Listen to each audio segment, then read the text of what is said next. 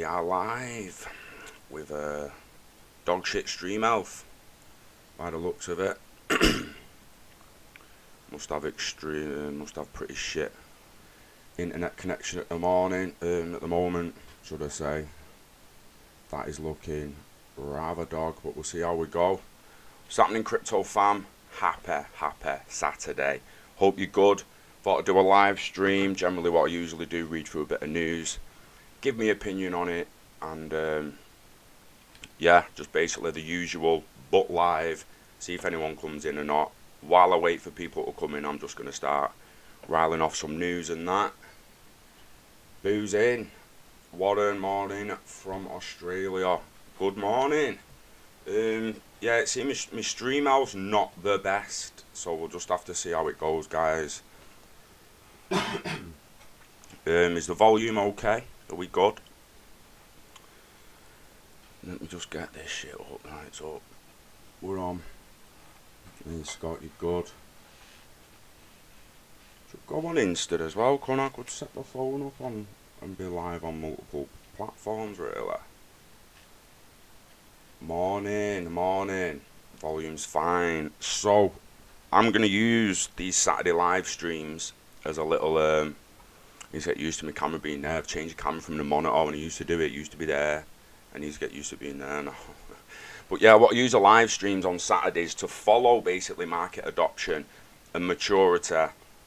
Because it's boring a lot of people in it, this remittance shit and cross-border currency. We all know it's only the first step, and the internet of value is much bigger than that when it comes to transacting anything of value over the internet of value. I think a hell of a lot of people miss the point of how big that's going to be. So, we're going to cover it weekly. We'll use Ripple Insights, we'll use other information popping up here, there and everywhere, and just basically cover the general adoption and see our thoughts on it and see where we are at the moment. So where are we? We're at remittance payments, cross-border payments, cross-currency payments, like just flipping a currency. And only a few currencies at that. There's not that many yet. These corridors we all speak of. Over the last week I've been talking about reach, and the reach of the corridors is basically like where we was in the 90s for the reach of the internet. It's just, it's another place. A couple of weeks later it's another place. A couple of months later it's another place. We need to wait for the reach to be global through ODL before anything significant happens. Now, I'm not saying you're not going to have little pumps, not saying you're not going to have little jumps, but for mass adoption and beginning to mature, we need global ODL reach. It's as simple as that. Will you make me a mod? Oh, you're all asking me to do things I've never done. Boo is now a moderator. Oh, see, I'm fast learning me. But yeah, let's have a little read through this. This is from the 30th of January. The sign of a stabilizing market. So today, financial institutions are harnessing the power of blockchain and digital asset technology, seeing tangible results. At the 2020 World Economic Forum, Secretary of the Treasury, Steve Mnuchin, anyone? I couldn't help myself. He referenced his progress. He spoke about the impact of digital assets, that it benefits to cross-border payment systems in lowering costs for consumers and businesses. We absolutely support companies working on this. Industry research suggests that blockchain adoption became widespread in 2019, with growing awareness of the added value that digital assets can play when paired with blockchain, especially for key use cases like cross-border payments. Moreover, this past year, derivatives trading in digital assets recorded remarkable growth. An important step in the maturation. I don't know how I'm supposed to speak sometimes with certain words. the fuck off, Scott. Yeah, the maturing of the technologies. I remember reading that the other week. Fuck you. The maturation. Who writes that? The maturation. The maturing. What's happening, Matt? Mornings. XRP centralised and major banks don't want to use it. Google user. Mate. It's centralised. Fucking hell. It's still on that one. Some people still on that. keep listening, bruh. Taken together, increased utility of digital assets in cross-border payments and the introduction of derivative trading are all contributed to a more liquid and stable market for digital assets than ever before, with no sign of slowing down. So growing utility helps drive market validation. Ripple's global network, RippleNet, you know, the one that's partnered with loads of banks, mate, some major banks. It provides a reliable, instant and lower cost cross-border payments experience. Customers who use RippleNet's ODL, on-demand liquidity service, are able to leverage the digital asset XRP to source liquidity as an alternative to traditional pre-funding. The network's ODL users are driving usage and utility of XRP. It's the first one in a while, PCXRP, yeah, the first stream in a while, mate. We haven't streamed for a very long time, but we need to start doing it weekly. We need to do it more. It's a much better way to engage a community. XRP cannot pump by itself. It needs Bitcoin to help it. Does it, mate? Yeah. Is that like the other day when Bitcoin was down and XRP was 10% up? What you talking about? Jesus wept. For example, money transfer giant MoneyGram leverages Bitso, the leading exchange in Latin America, as their key exchange partner to Mexico, using RippleNet's ODL service. ODL uses a digital asset XRP as real-time liquidity bridge between sending and receiving currencies. In addition to freeing up working capital, it offers instant settlement and guarantees the most competitive FX rates available today. MoneyGram recently revealed that it's moving more than 10% of payment transactions between the US and Mexico using ODL, and the business plans to use the service in several more corridors this year. So, Google user, Brad needs to dump more and he needs to... Right. Digital assets markets, the increased build out of the financial infrastructure and products. Historically, trading in digital assets has been considered a speculator's market, with both retail investors and larger institutional players looking to trade in deeper liquidity pools. But last year the market shifted. Traditional institutional names like Fidelity, TD Ameritrade and JP Morgan entered the space. You know who JP Morgan is, bruh? Hey, you know who JP Morgan is? Principally on the infrastructure and equity investing side, the more participants, especially established institutional players in liquidity provisioning, the more competitive the market. Not surprisingly, financial product evolution has continued to evolve. These new institutional entrances, especially for hedging instruments such as futures derivatives, plays a big role in bringing new investors into the space, therefore further stabilizing markets. In the past year, derivative trading in digital assets recorded clear growth.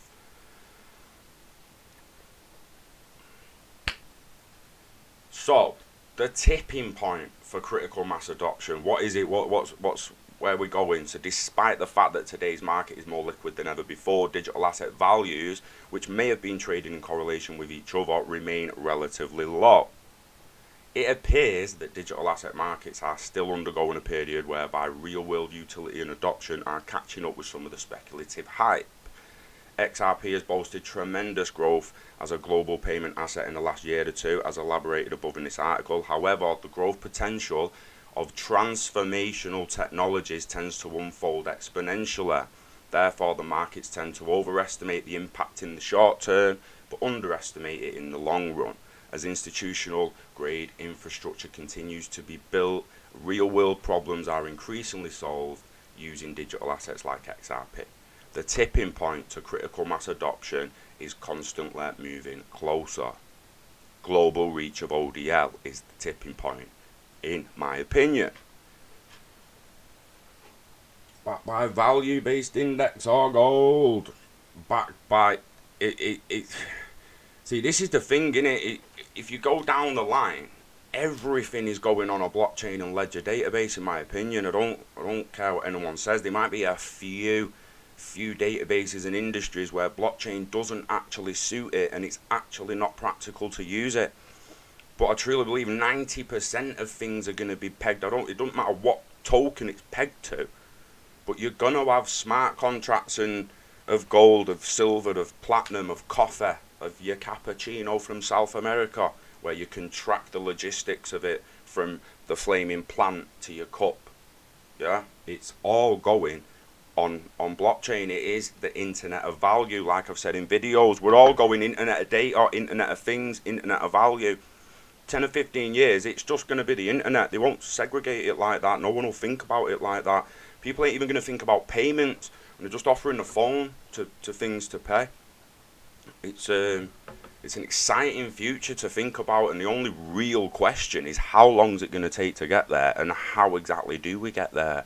Apps like Zoom, for instance, about to drop soon, that's going to help us with the cross-currency. It's going to allow us to not use Wirex anymore. It's going to force Wirex to lower fees or fuck off. Lower your fees or fuck off. Because there'll be other ILP apps soon that don't care about making money. They just care about solving a utility problem using Interledger Protocol and any available bridge asset. The cheapest, reliable, most secure, fastest route, XRP. It's not going to care about taking fees off you. It's not going to care about making money. It doesn't care. It's decentralized application, a DApp. It's going to change the world in the long run. I'm extremely interested in how much it's going to be able to do upon release, because we know it's just going to be version 1. It's going to be an open, well, I think it's going to be an open source app. We're going to have Beatsvin done in a few weeks to exclusively go over the app on the channel, so that's really exciting. I can't wait for that. He's also at DLTCon LA going over the app, showing people how to use it when it's been out for a couple of weeks. So big things ahead. There's big things ahead. People get a little too caught up in a moment. I mean, you should be living in a moment, don't get me wrong, but don't get too caught up in it. Starting to look at a secondary position to invest in. Chris, diversifying is always a good idea, mate. It's always a good idea. No investor with the red truly screwed on is only invested in one thing. They're just not, right? They're not an investor if they're only invested in one thing. They just took a gamble on one asset. It's not really got an investment portfolio, have they, of multiple assets. In, mate, you could be buying actual bars of gold if you wanted, mate. Do you know what I mean? It doesn't have to be digital. Just get onto your local bullion and get some ounce bars delivered to your house. That's my video from last night. It's got so much potential to set it down on paper. The internet of value is, CSC video, boo. I need to watch that. I've seen the notification this morning. I've not had time to watch it yet.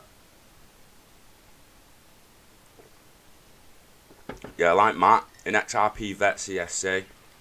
In multiple assets, we've still got XRP. We've got some BACS. We've got some CSC. We've got some VChain. In a couple of assets. Oh, someone's comment didn't get through because he said shit. Oh yeah, it did. It got through. Well done. I've got a shitload of XDC in case R3 uses it. See, this is the thing. That's a good shout. That Agora Naf. Sorry if I butchered that name, and I should have pronounced it different. But yeah, that's not a bad shout, because we do know in the end that ILP and people's systems, when they're partnered and when they're not always going to use XRP. They're going to have to use XRP or a similar asset to bounce networks. But a lot of them will form their own networks, and they'll all work together to the system, the corporations. But it doesn't mean that we have to and that everyone will. And there is still no competitor to XRP for which ILP will use. So at the end of the day, it doesn't matter whether it's R3 systems, a Bank of England systems, JP Morgan systems, or some random little bank in Nigeria. If they're tapped to ILP, the system's likely going to reach out to XRP. And it is about the reach, innit? It's about the reach, which is basically this: enabling global real-time payments everywhere to everyone. Right, so early in November, you all know Ripple held the 3rd annual Swell conference for the first time in Asia, where we had a chance to experience insightful keynotes from the world's most trusted voices in financial services, payments, technology and policy. We walked away from Swell with one question weighing on our minds: humanity. Fucking hell, Scott. Humanity has been able to put a man on the moon. We can stream video from space and stop the spread of plague. However, we still aren't able to instantly send money across borders or perform a wire transfer at a bank on a Sunday. Why?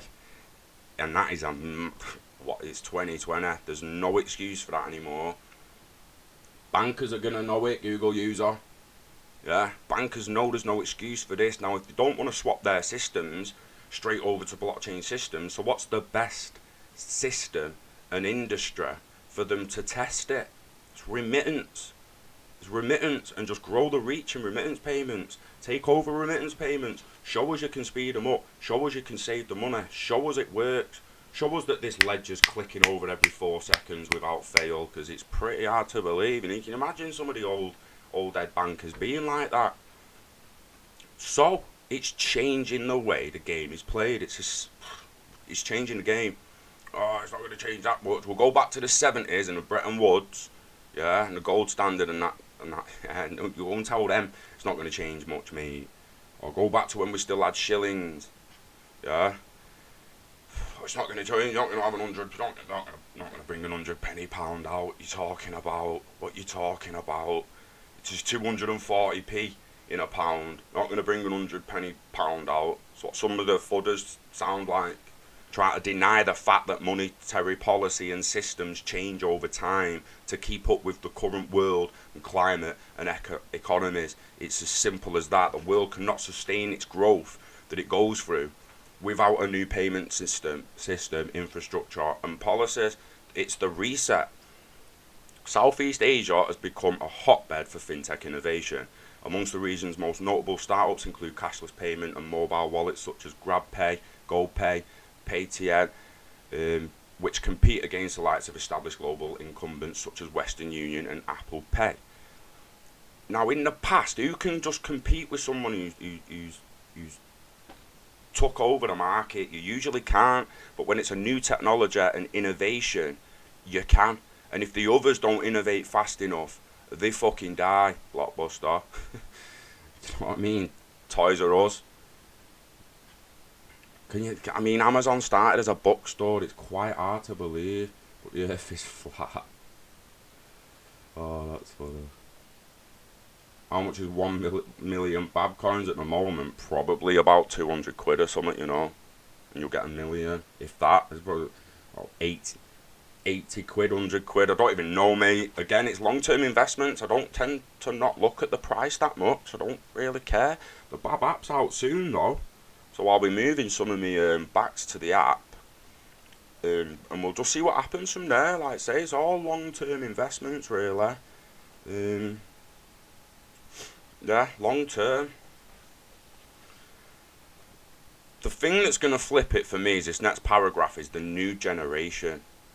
Right, so as a new inherently digital generation enters the working world and drives consumption in the region, businesses are doubling down on refining the customer experience. In the payment space, going cashless brings added convenience and speed for users. In fact, payments via mobile wallets are now beating out credit cards in countries such as Indonesia, Thailand and Vietnam. Yet for all the advancements made in mobile payments, the work has been done to solve the problems of cross-border payments. The World Bank estimates that average remittance costs more than 7% of the amount sent, with traditional remittance requiring numerous debits and credits across different accounts to pass the value of money from sender to receiver.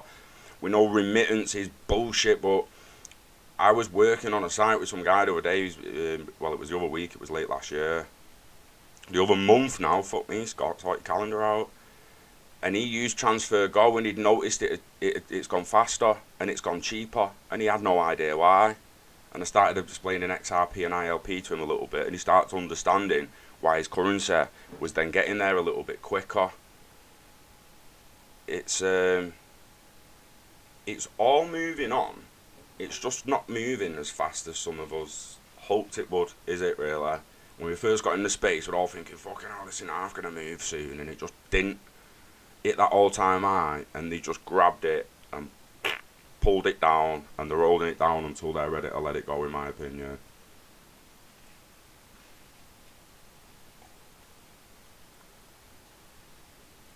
So a modern day solution for an age-old problem. How are overseas foreign workers sending the money back home? Perhaps by using an old-fashioned bank transfer and incurring significant costs in the process. We want to change that.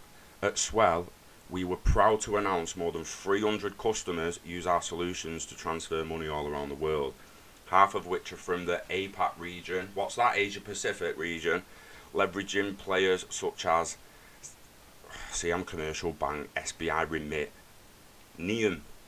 We are confident that cross-border payments can become truly frictionless using blockchain. You still here, Google user? Banks don't want to use XRP. The fuck's that? Hey?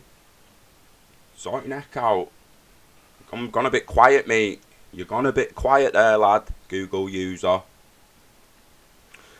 Blockchain technology and digital assets have the potential to change the entire finance industry. These blockchain-powered payment networks enable cross-border payments to hassle-free by having a standard set of financial technical specifications and standards, reducing confusion and ensuring that all members of the network have access to the same technology. Open source. How's Apple gonna deal with open source decentralized technology? It's the one company that stands out to me as like, you pick one of the devices up and it's like, you use this the way I say. You use this the way I say. You download the way I say. This is fucking mine, and you're just using it. That's what it feels like when you're on an iPhone. You've got an Apple device in your hand, and Apple own it, and you're just using it. Whereas open source, it's a lot more personal. I just feel like open source, it's actually your device. It's no one's fucking with it. Decentralization takes that to the next level. How are Apple gonna deal with that? It's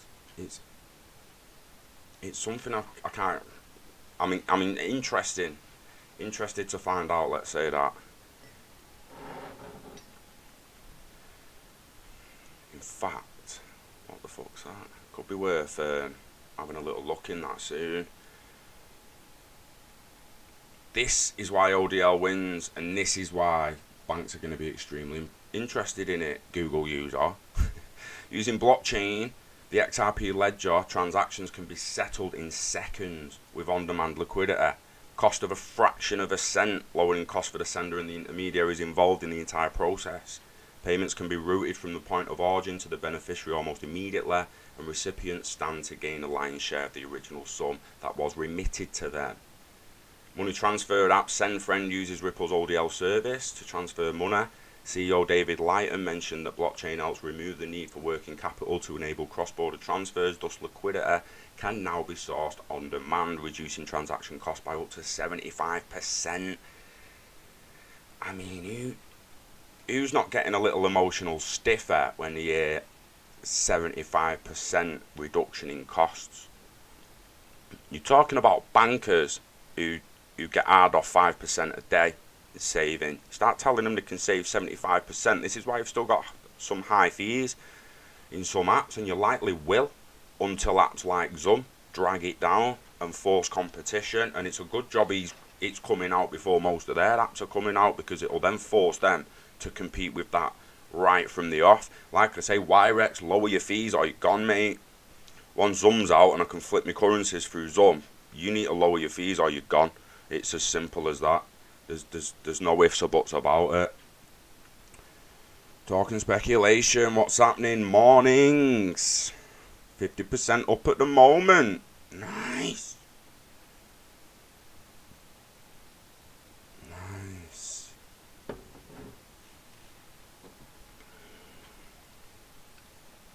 Banco Santander's head of innovation, what's that? Metzger? Oh no, I was going to say that for no. Stop it. Anyway, he saw remittances being performed and completed in a mere 4 to 5 clicks through RippleNet powered money transfer at OnePayFX.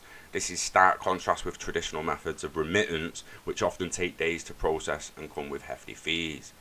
Just as data flows around the world in a matter of seconds, our money should be able to do the same. Emerging technologies such as blockchain technology are capable of powering the infrastructure to make such transfers possible. And as a hub for fintech innovation, businesses and consumers in Southeast Asia are ready to reap the benefits that fintech brings, especially when it comes to cross-border payments. Boom. It is happening, man. It's just like it's one little thing at a time. Like one corridor between the US and Mexico. It's like, well, what's one corridor? It means nothing to me. I'm in the UK. It's got no corridor for me. I don't use remittance, so I don't really matter at the moment. That's what people need to realise as well. They're catering for a market of people who live in a country they don't want born in, are earning money paying tax, and then sending some of the money they earn after tax home, yeah, to the families that need it more than they do, right? And they're speeding that process up. It's changing their fucking world. Might not have much bearing on us at the moment. Oh, still in the 20 cents, still 30 cents. Like, have a little bit of perspective and compassion and empathy for them other people that are now getting a better service, getting a service they should have always got. And the more them corridors open, the more people receive a better service. Never mind the soon-to-be Africans and Asians and Europeans and everyone else in the world that couldn't get financial services at all in previous years. Soon enough, they will be able to get access to financial services simply through a smartphone. No need to go to a brick and mortar bank anymore. Just need a smartphone, and we need the regulation and compliance and the adoption to catch up. It's as simple as that. What up, good hodlers? Crypto Justin. What's up? Dylan not in. From Crypto Wizard. Fucking Dylan. Nah, not his friend anymore.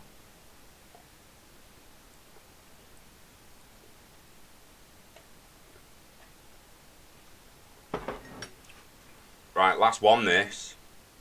Oh, what's that one? Yeah, that was a shit little story.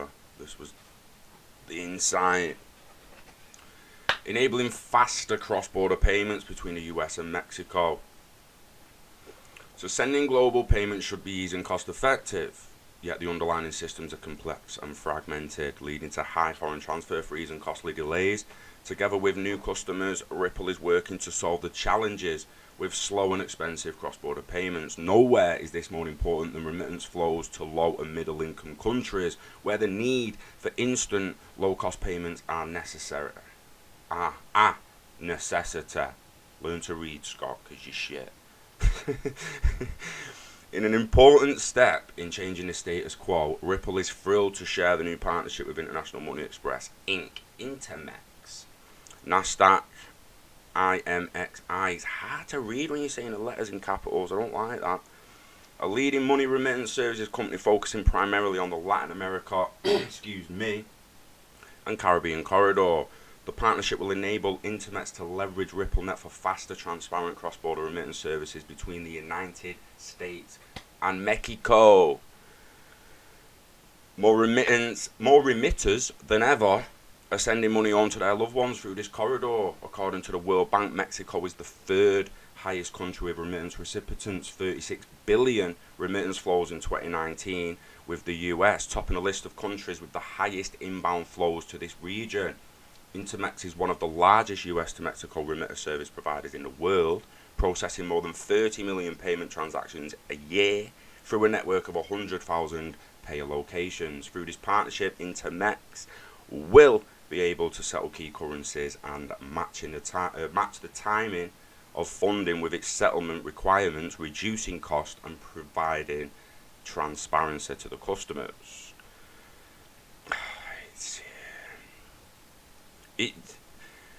It's hard when you read through all these and then you still hear all the FUD and shit.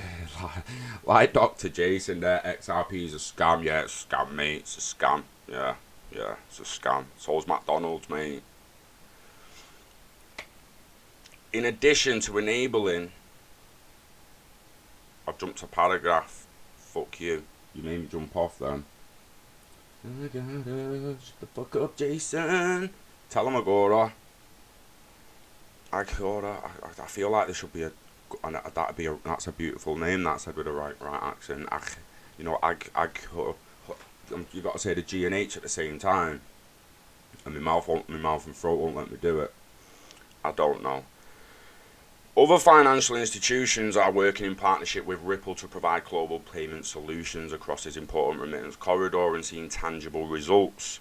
One way our customers are doing this is by leveraging ODL, which relies on the digital asset XRP real-time bridge between sending and receiving currencies to enable even faster and cheaper cross-border transactions. In addition to enabling faster, cheaper payments, ODL eliminates the need for financial institutions to pre-fund accounts in destination currencies, freeing up capital and guaranteeing the most competitive FX rates available. Today, ODL is available in corridors including US dollar Mexico, US dollar Philippines, Australian dollar, US dollar and Philippines, and from the euro to US dollar. It's got plans for additional corridors across Asia Pacific, EMEA. What's EMEA? Latin America. EMEA. Eastern Africa. Don't know that one. For the millions of remitters, speed and cost matters. Time delay in payments can interfere with covering critical expenses like emergencies, tuition payments and unexpected bills. Ripple provides financial institutions who help these families with faster, easier and more reliable way of sending money home. If you're interested in learning how Ripple Net ODL can better your service, contact him. Oh, so yeah, you can, it's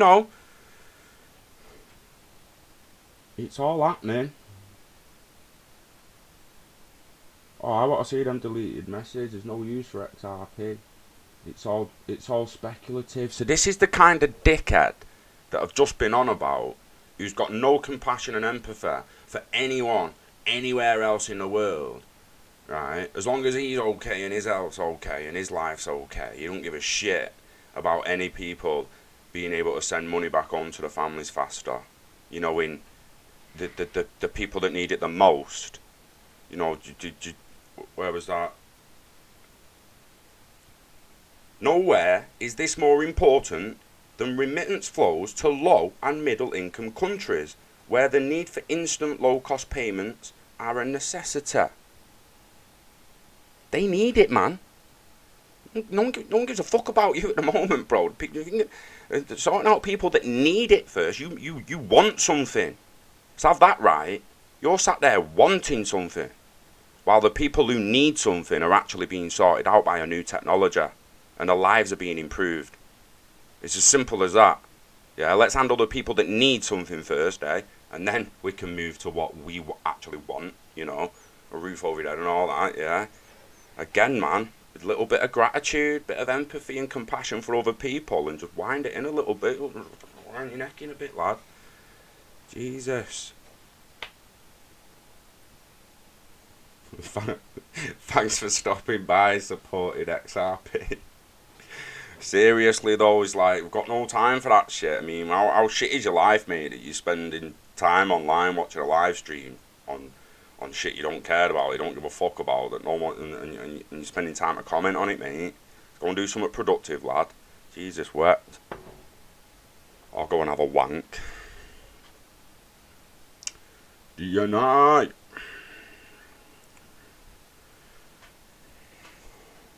What another story? I read through the three I wanted to. That could be interesting. Let's have a read of that. Can the US and China attain a state of competitive coexistence?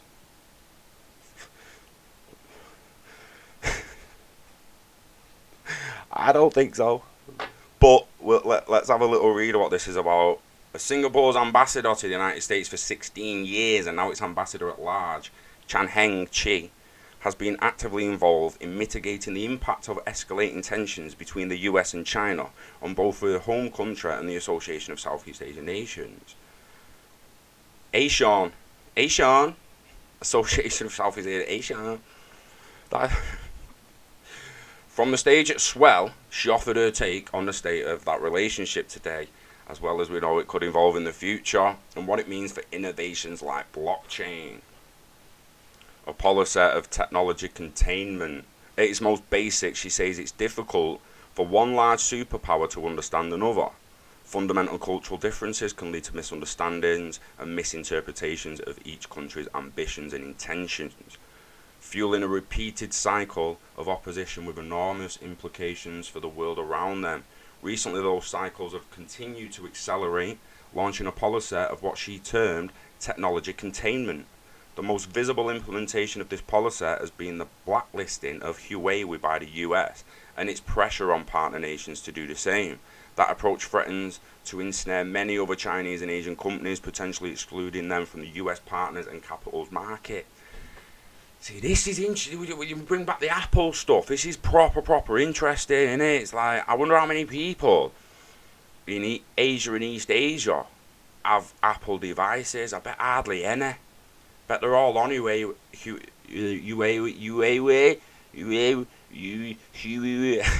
How you supposed to say that? Huawei. Just ignore the H. Huawei. Probably got Huawei's and Samsungs, aren't there? Huawei.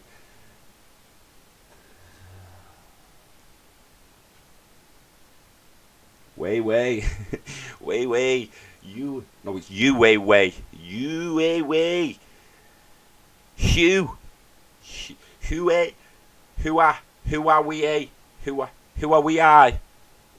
Who are we? By the US? Endorsed by Mooching.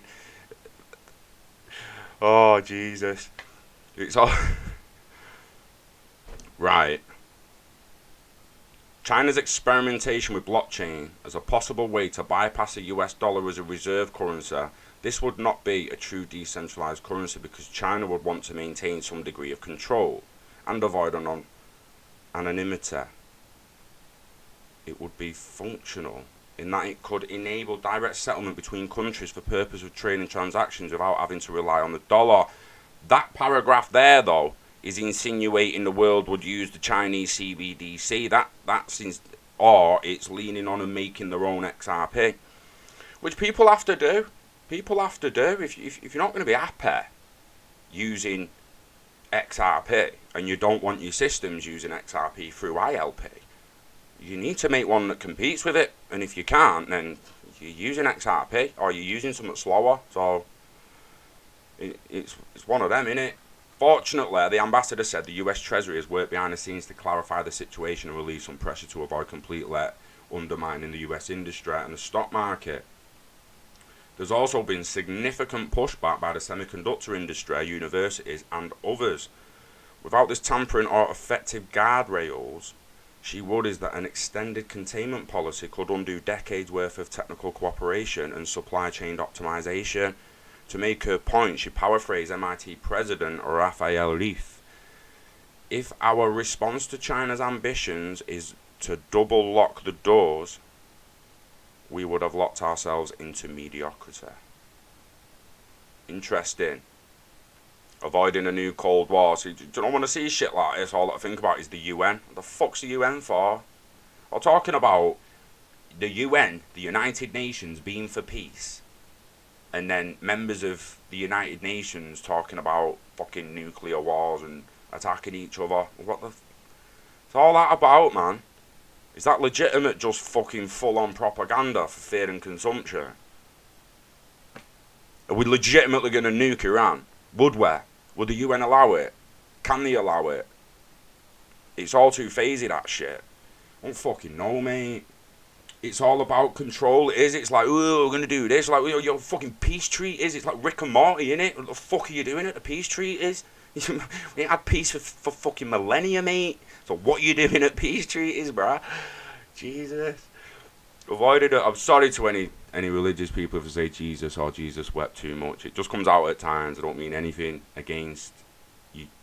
Yeah, sorry if it offends. If safeguards prove unsuccessful or relations begin to deteriorate again, she said it could lead to a worst case scenario where the US and China actually enter a new Cold War. But the ambassadors was quick to point out that this is an extreme scenario and it's highly unlikely. At least not a Cold War like we've seen in the past with other communist nations. She believes a true Cold War is improbable because global realities make it difficult to line up the factions required for this type of standoff. She wonders if the Trump administration has the discipline required for a Cold War strategy, which would be it'd be undermined by recent peace overtures. Oh, they're reaching out to North Korea and Russia. They don't mean shit about that. It's no China. Why would bombing China or undermine them? See, this is what I mean. I don't know. Oh, we could have a fucking new Cold War, yeah, but it's highly unlikely and improbable. Alright then, I'll just go fucking word then, mate. Fuck off. Why'd you say anything? Well, shut the fuck up. UN utter nonsense. I love that one.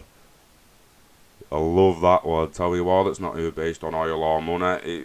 Oil money or it is legitimately just controlling it, and then it's oil, money, land, basically, usually. And the land is usually to get some fucking oil or resource that's there in it. Afghanistan and $1 trillion worth of lithium, anyone? UN can't seem to decide where that's going, can they?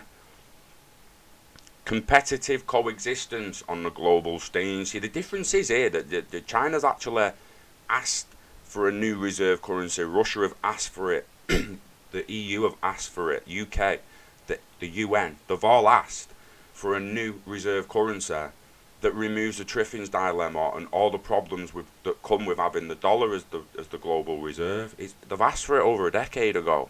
Let's get that right.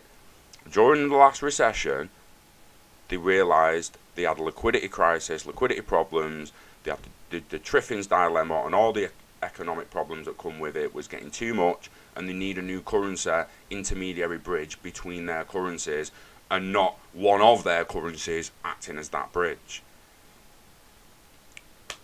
So instead of a Cold War, instead of bombing the shit out of each other, she's hopeful that the US and China relationship will evolve into a third, more ideal scenario of competitive coexistence that would allow the two giant systems to live with one another despite their inherent differences. In this scenario, they could actively compete against one another, but not seek to wholly defeat or eliminate the other. Eliminate, what a lovely word. Eliminate, we're going to eliminate you, mate. A secondary global reserve currency will be developed and give global traders a choice. Digital nomad, I believe it has to, don't it? It has to. We can't talk about a level playing field of healthy choice between multiple assets and they're like, yo, well, what are they then? Or XRP. You're like, well, what else? You're talking about a level playing field? That ain't a level playing field. That's one fucking asset, mate. Like, do you know what I mean? But again, it's just the reach once the corridors are there. And this is what I feel. If you need to understand that people involved with Ripple created ILP. It might be with Interledger and the W3C now, but they created it. They're out driving it. They know XRP suits it. Hashtag XRP the standard was created as a reason because it was the standard of, it was setting the standard of future bridge assets. If you couldn't compete or can't compete with XRP, you can't compete in ILP. You just can't, can you? Or if you can, someone fucking make a video on how you can and let me know. But yeah, it's, yeah, boo, sort it out, boo. Get it sorted. I'm up for podcasts and shit with anyone at the moment. Struggling to set the few up that we've actually got nailed down. We've got them and we're struggling to fucking get dates for them. But yeah, I'd love to. I'll chat with anyone, me. I don't really care. Is there anything else worth reading in here? Let's have a quick. Let's get in near the end in it. We'll continue to update our insights. Alright, the ambassador says this idyll is desired by most countries.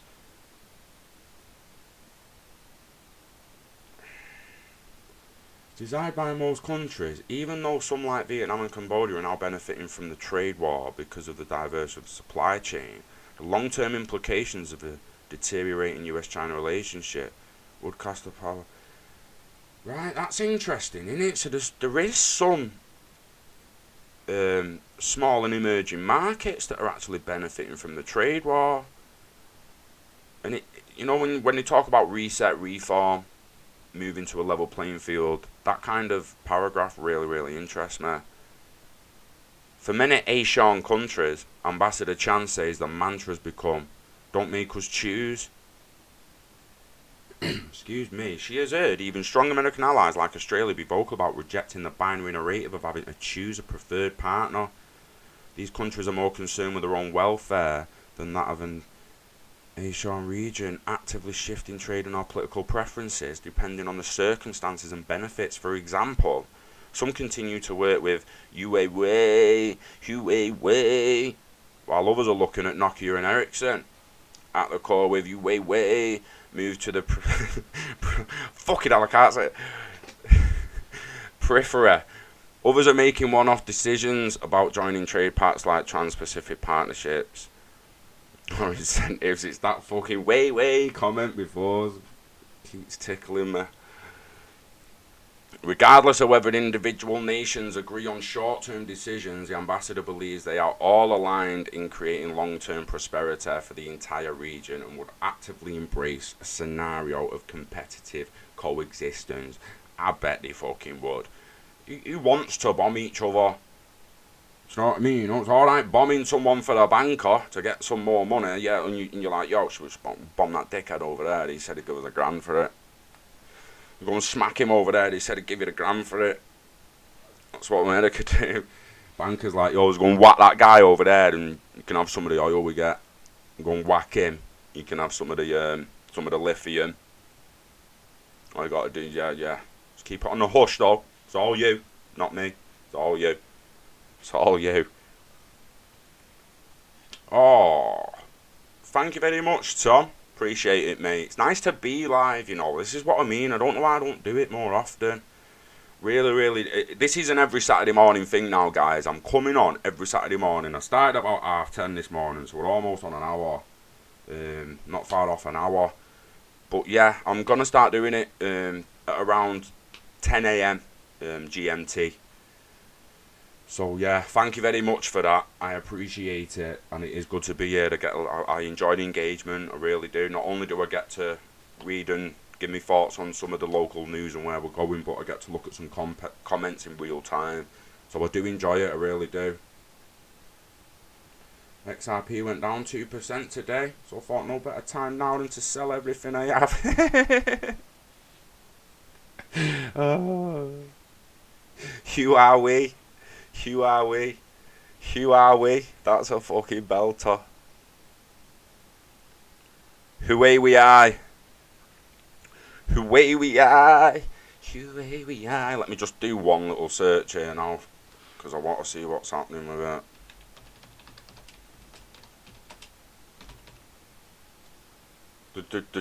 The search tip. Internet of value. Fuck all, mate. Oh, what the few images. Now internet of value and the magic code PDF. Magic code. Magic code PDFs, mate. Last visited 20 for the first 20. You visited the page 3 times. 9th of Jan, there's a new one. There's a new one. Oh, fuck off. Oh, you give me more options. Required. Oh, off. Oh, Google. Allow Google in their technology. But Google's the only one I let these days. Have me data and that. Anyone else? Download the PDF.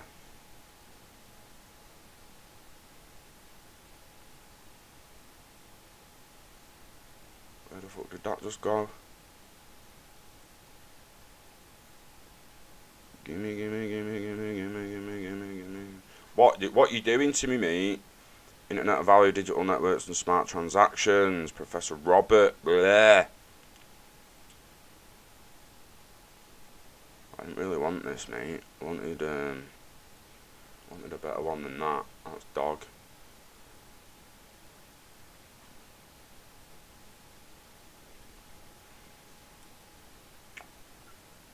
And it's 2019, you penis. Thought it was 2020 that then. Well, basically, that's what I've been doing recently. Is trying to find more Internet of Value documentation that goes beyond the cross-currency shit. Because we all know that's where it's going.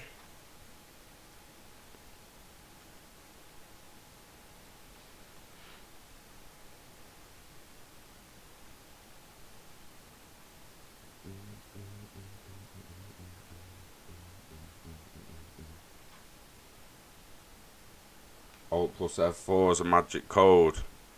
Or what you gonna do to me? Drop me shit. Is that what you've done to me? That is a magic code.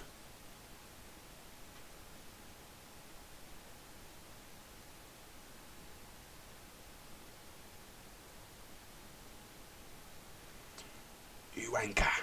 You fucking wanker. You Johnny wanker. Yeah,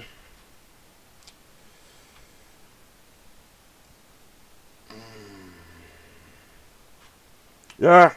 Just fucking realise that, Josh. You dick. Don't use the magic code. At least I know now. I didn't think it'd work because I've got my F's flipped. Like my F4's usually just volume, but I suppose was a magic code.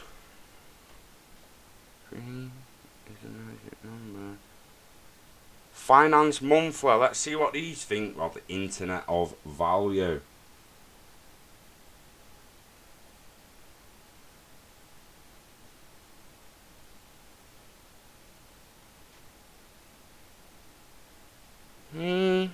Is a magic number.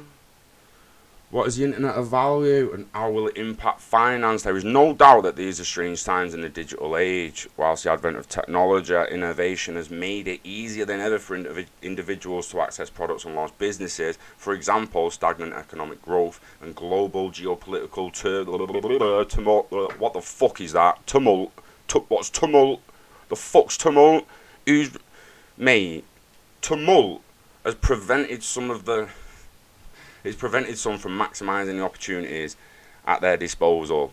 Right, there's no doubt that these are strange. Don't repeat your fucking self, mate. He has as well, the cunt. Sorry for saying that, it's a naughty word. Make no mistake, whether the so-called Internet of Value has the potential to change this and create genuine equilibrium. So what is the Internet of Value and how will it change things? In simple terms, Internet of Value refers to an online space in which individuals can instantly transfer value between each other, negotiating the need for middlemen and eliminating all third-party costs. In theory, anything that holds monetary or social value can be transferred between parties, including currency, property, shares, and even a vote in an election. Spoke about that a few times, Anna. From a technical perspective, the Internet of Value is underpinned by blockchain, which is the evolutionary technology that currently supports digital currency. This technology has already disrupted businesses in the financial services and entertainment sectors, while it is now evolving to impact on industries such as real estate and e-commerce. And the rest, man. Digital IDs will be huge and is basically at the top of the lot in it. What impact will the Internet of Value on the markets? Ooh. Interesting. In short, it will create... Nice. It will create a more level playing field. Even playing field. That's what they called it in 2015 letter to Her Majesty's Treasurer. Chris Larson's letter said even playing field. Between brands, consumers and financial lenders. as even high value transactions will no longer have to pass through costly third-party intermediaries to secure validation. This is because blockchain servers as a transparent and decentralized ledger which is not managed by a single authority and accessible to all. This allows for instant transactions of value while it also negates the impact of third-party and intermediary costs. What will it mean for customers and businesses? From a consumer perspective, the Internet of Value represents the next iteration of the digital age. It has the potential to minimize the power of banks, financial lenders, and large corporations. In the financial service sector, the Internet of Value will build on the foundations laid in the wake of the Great Recession, when accessible, the short-term lenders filled the financial void that was left after banks chose to tighten their criteria.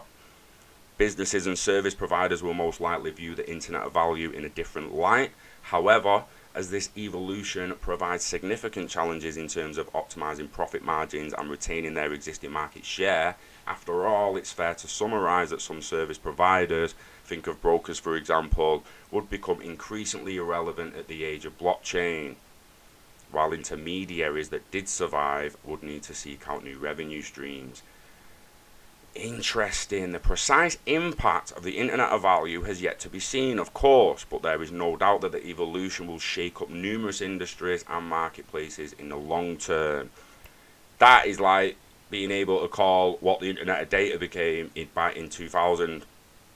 Being able to say, yeah, you just wait, soon we'll have Facebook, YouTube, Snapchat, Twitter, Instagram. That TikTok will come out down the line, and then there'll be another and another, and we'll be able to share anything of any videos, messages, letters, share it all within a second, just like that, boom, boom, boom, go live on your platform. Well, everyone will be like, what the fuck? It's like trying to explain it now where the Internet of Value is going to go. No one really fucking knows, but we do know kind of where it's going. Like I said at the beginning, we just don't know quite how long it's going to take to get there, and how, or exactly how it's going to get there.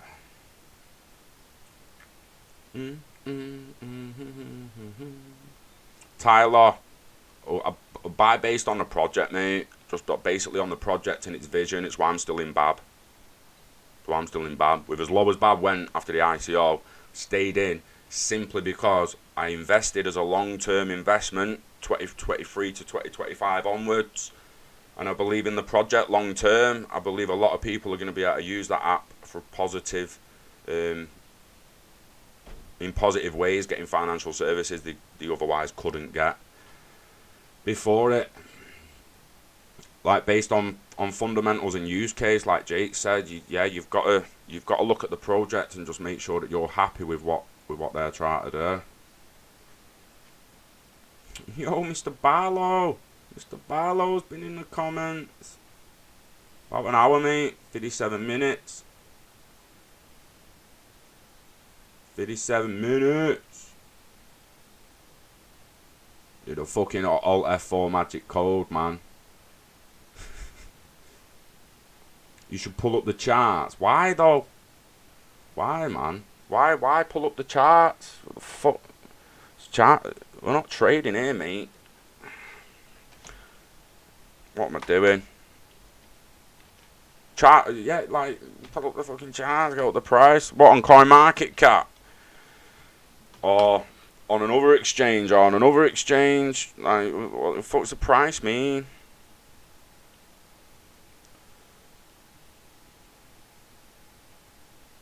$0.27.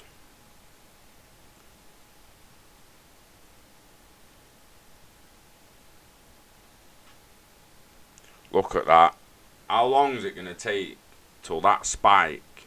And on the Bitcoin chart, until it looks like the Apple and Amazon spikes.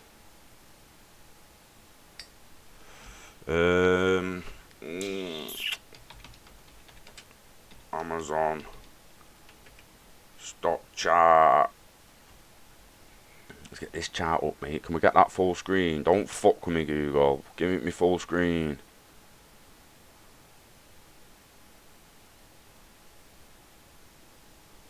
That little pip there.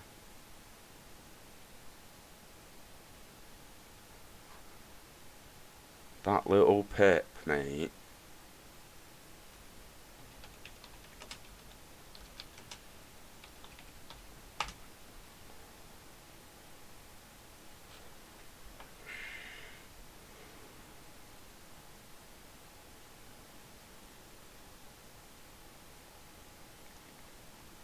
That's it. Do you know what I mean? Can I view image? Open image in new tab. So that picture,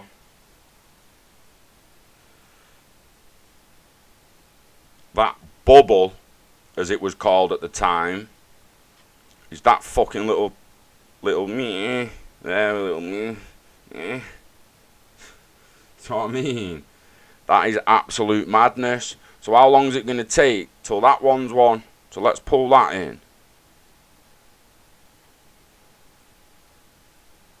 Let's pull that in.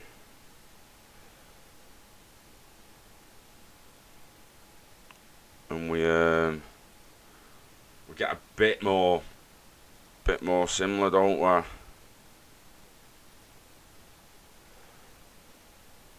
I mean that lasted that a year. Look, absolutely smashed up in 1998, and then volatile as fuck for a year, and then boom, it fell off to right back where it was previously. Yeah, does that sound familiar now? And look familiar. It's gone up, called a bubble, shot back down to where pretty much where it was previously.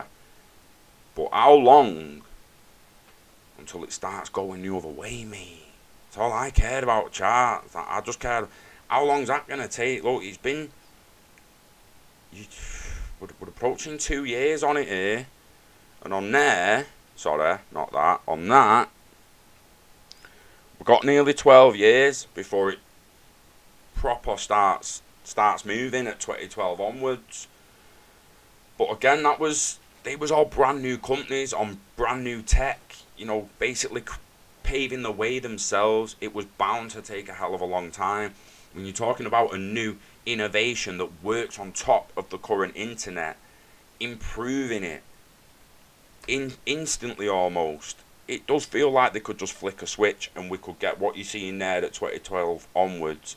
We could be seeing by 2023 it just be going thump, instead of having to wait to 2025 or maybe even longer.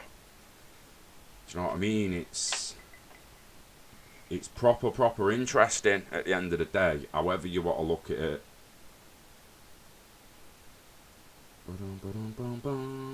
Price is misleading and uninformative. Passionate Rick. Pickle Rick! He's Passionate Rick! Passionate Rick! Holy moly, holla. Real time price action.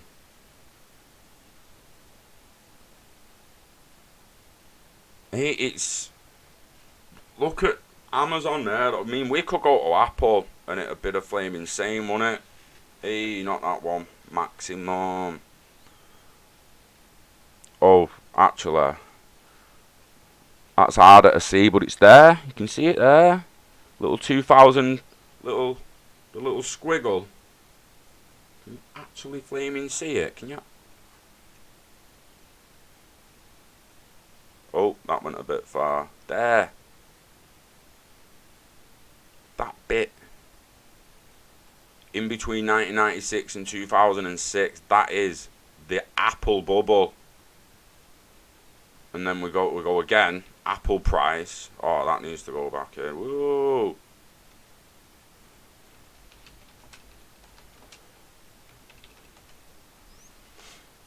How can I move on from your love?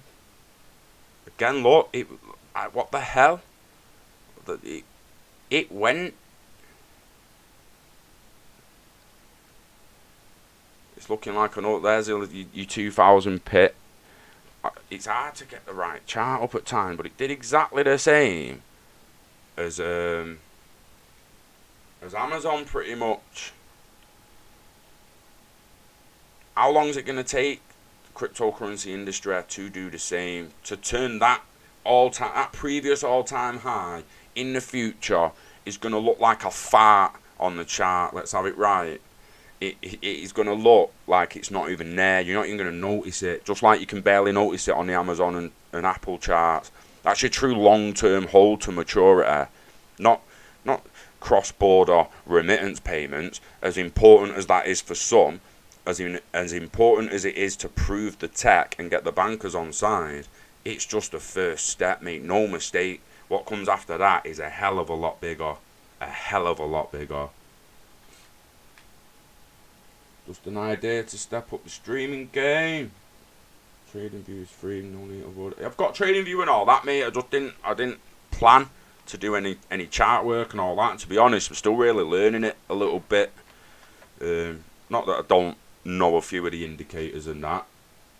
Probably the best with Fibonacci at the moment, but we could do some chart shit. Trading views are top at, especially for charting. But saying that, Bitfinex charts, they've got sick now. Don't know how long they've been that sick. I didn't feel that good when I went on them a couple of years ago.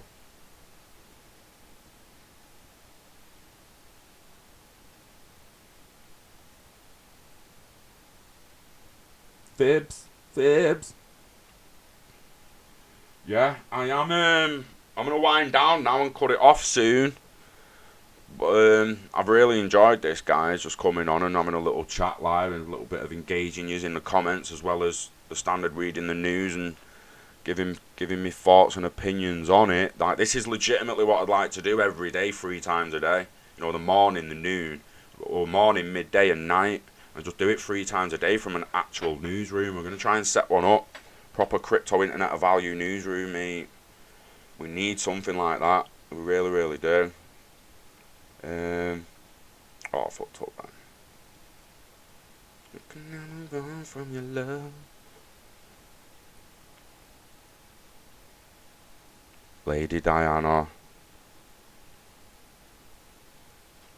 Bless her soul, what a woman she was, man. What a woman.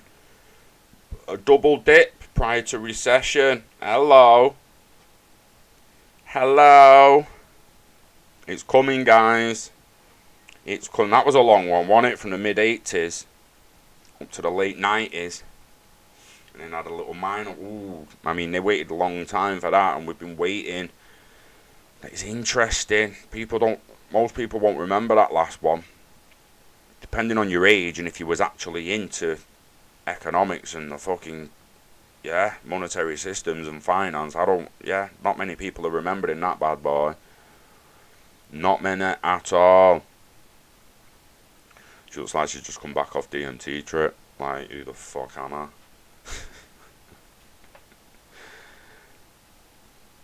And I thought there might have been a bit more on the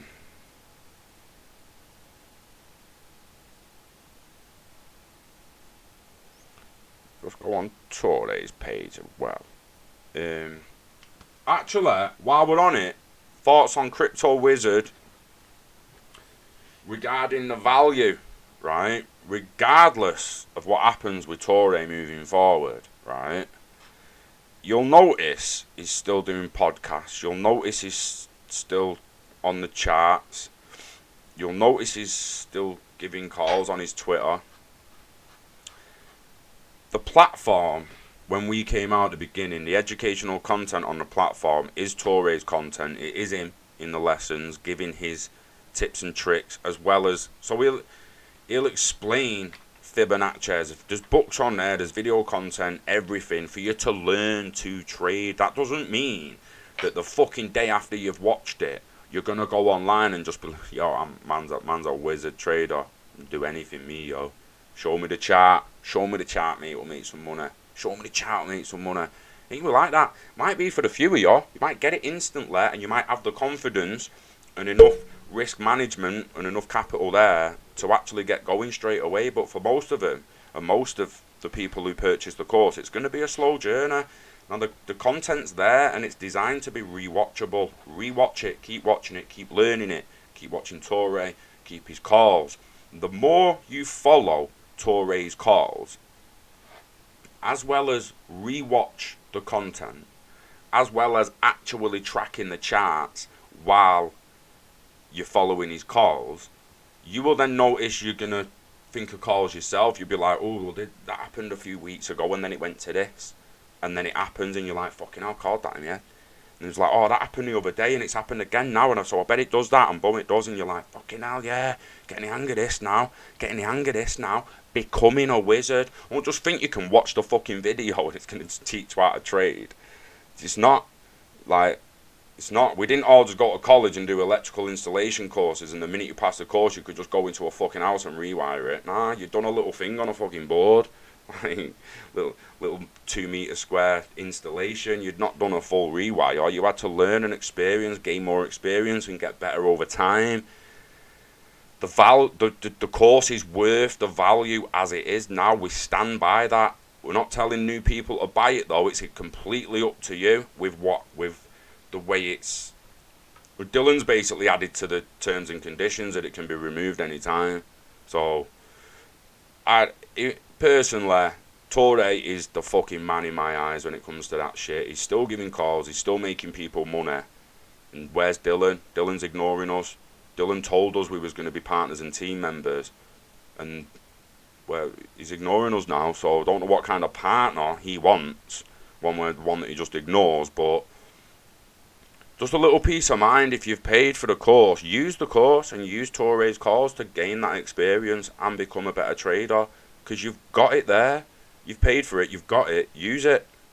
Do you know what I mean? And just see how it plays out in the future. Try not to worry about people's bullshit behind the scenes.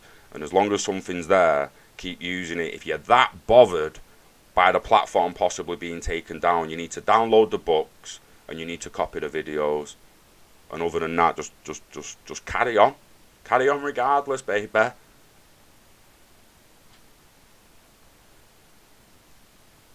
Carry on regardless.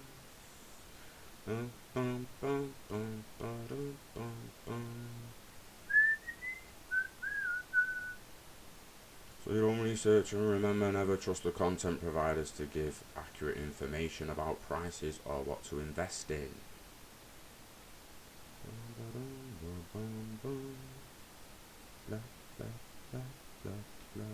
Pelosi looks like Skeletor. Pelosi's edited to death. Don't ever watch a video of her that's edited online. Go and get the full video. She gets torn apart nearly every fucking debate she's in, and then you get this edit online that looks like she won the debate. What a load of bullshit. That is a load of balls.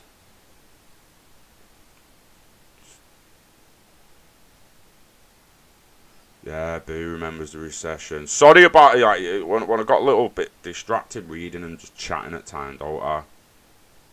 Time for another blunt, eh, Scott? Hey, it is, mate. It is. I nearly went under with that fucking Alt F4. That Alt F4 nearly sent me under, mate. Yeah. I didn't even know whether it was still fucking recording. Not even gonna lie. Fuck it out. Watch it. Play that shit, Diana. Why was it good, Kurt? I fucking love Diana, man. I remember the death, mate. Do you think you'll ever be queen? No. Seen this. No, I don't. She knew. No. Why do you think that? I'd like to be a queen of people's hearts, in people's hearts. But I don't see myself being queen of this country. I don't think many people would want me to be queen. Actually, when I say many people, I mean the establishment, that I'm married into. Because they've decided that I'm a non-starter. Why do you think too good for them, love? What a fucking woman she was. Because I do things differently. Because I don't go by a rule book. Because I lead from the heart, not the head. And albeit that's got me into trouble in my work, I understand that. But someone's got to go out there. Fuck off with your music, making me all teary and shit. And do you think that because of the way you behave, that's one of the first major deaths I actually remember this as a kid? Like, I can't really remember anyone famous dying before that. I just don't think I have as many supporters in that environment than I did. Yeah. You mean within the royal household? Mm-hmm. Mm-hmm. They see me as a threat of some kind. And I'm here to do good. I'm not a destructive person. Why do they see you as a threat? I think every strong woman in history has had to walk down a similar path, and I think it's the strength that causes the confusion and the fear. Why is she strong? Where does she get it from? Where is she taking it? Where is she going to use it? Why do the public still support her? Oh, it's BBC. Get fucked. I don't watch BBC shit. Nah, but yeah, what a woman she was, man. They're damn right they didn't want her in charge, mate. Damn right.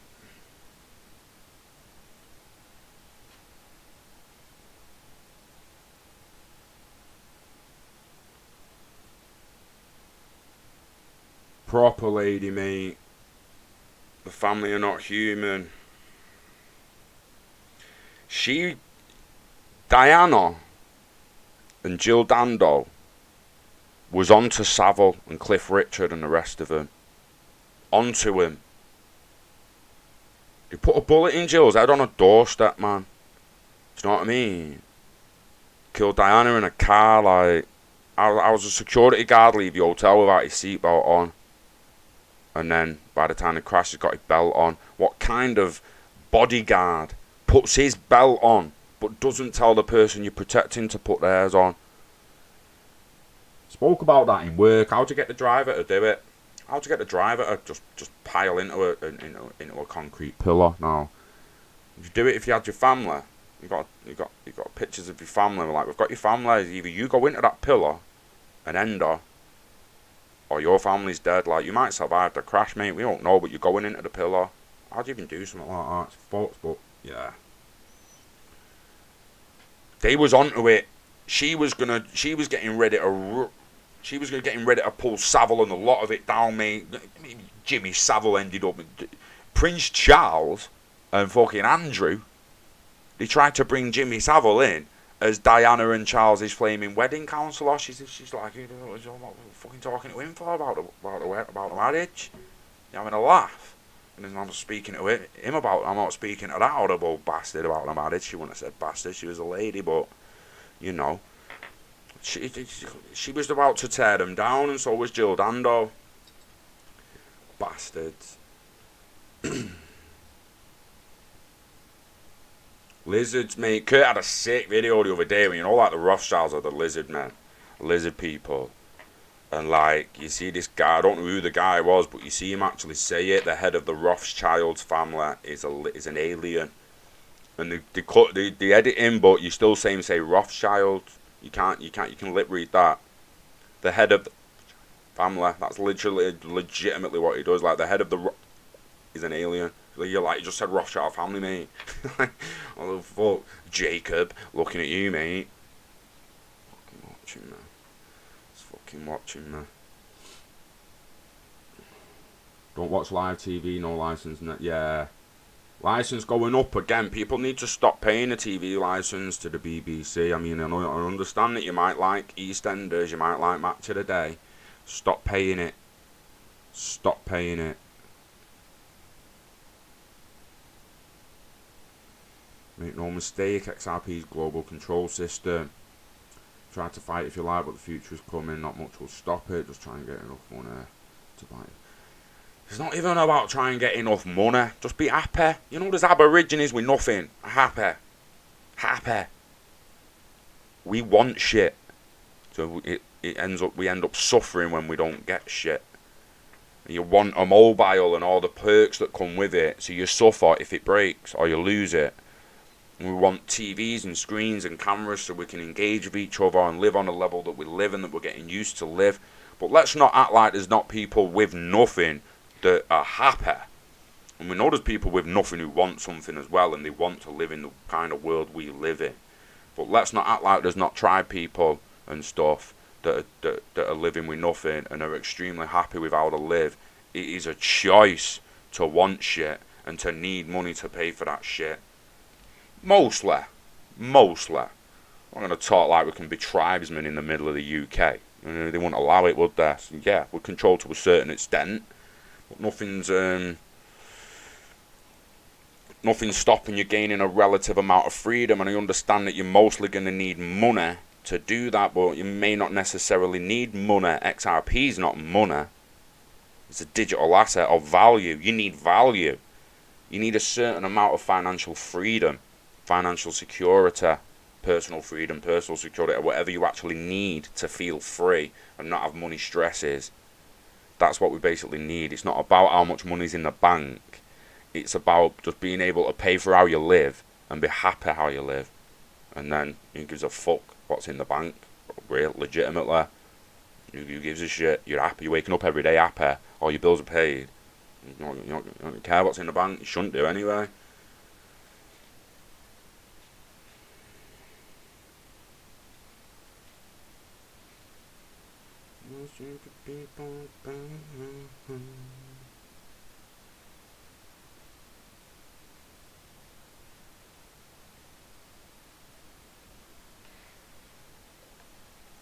They just don't believe actual freedom exists anymore, mate, except for, like I say, for the tribesmen. Them Indians that killed that Christian are free. No one went there and arrested them, did they? Yeah, if someone came into my garden preaching Christianity and I took his head off and put him in a stew, I'm pretty sure someone's coming to put me in cuffs. No one went to that tribe island to say, yo, you killed a guy, bro. Like, well, you can't just do that. They're free. This is what I'm trying to say. If you want to talk about true freedom, money ain't buying that, mate. Unless you fuck off to somewhere where the Western world don't exist and you don't live digitally. Like, yeah, we're sacrificing a little bit of freedom and control. They've already got me controlled, mate. They've got me. They've got me. What's a few more companies? Let's have it right. The company gives me them. The fucking government is a company who runs the country for us. We want to have it right. Want to act like the owning entity, that they own everything and shit. They don't. Own fuck all, mate. We do. The people. Governments should be scared of the people, not the other way around. V for Vendetta, baby. But I live in Thailand and lead a very simple life already. Fair play, man. More power to you. I wish I had the balls to just fuck off somewhere like that and just start living. Resource. No, but people make lots of small positive changes. Money won't bring meaning. It will pretty much. Resources. Unless you're somewhere where you can get free resources, you can replant your own food, and you've got some livestock that you can rear and all that. Yeah, you're gonna need some form of money and value. That's why bartering's been a thing for millennia. This is where it gets to a very, very, very, very deep subject when you start talking about what true freedom actually is. Passport, for instance, allows me to leave the country, gives me the freedom of leaving the country, but then also means that everywhere I go, everyone knows who I am. Is that it's a double-ended sword every time you think about it and every time you go deeper into it. What is true freedom? Something I'm interested in talking about that a little more, but we'll save it for the other channel, Love for Media, because although it is digital technology and blockchain based, and it will be in the end with your digital IDs and all your medical, criminal and other records going on a distributed ledger database, but at the moment it's not really bearing on it, so I'll maybe go live soon on Love for Media and we'll have a proper chinwag about what freedom actually is. Financial freedom, personal freedom, actual freedom. When are you free? Is anyone on the planet truly free? Except for the tribesmen that they just leave alone when they kill people. Pushing 40 now. Can't wait till I'm 40. Can't fucking wait until I'm 40. Bring it on. I'm still a paid slave. I sell my time. It was only... This is what I mean. Too many people get stuck in a machine and just remain a cog their whole life. And the minute I break free, I'm fucking helping other people do it. I'm willing to help people break free as I do. It's happening. Mate, let's go back a decade. I was getting in more debt. Now I'm coming out of debt. I see my net worth going up. I'm growing an online business that might not be earning a lot of money, but it's earning. And I'm growing something that I'm actually a little bit proud of. And in the future, I hope to help other people do the same. You can't fucking wait. No Lambo. No one needs a posh VW, mate. No one needs a posh VW. Just buy Golf. Same company makes it, mate. Not rich, but don't have to work. Got bills paid. That's what I mean, Joshua Blow. You look like you're heading in the happiness route, mate, and that is the way to go. Rather than be bothered how much money's in the bank, as long as the bills are paid and you're happy with the way you live. What more is there to really want? GLT meet up in Manchester before September. Well, I'll sort something out in the summer or something. We'll just all meet and have a little drink or something. A meal and a sip of alcohol. Not fucking. Well, you remember when you did that video about that thing? The other thing. None of that. After the few fucking beers. Ayo, Volkswagen stock.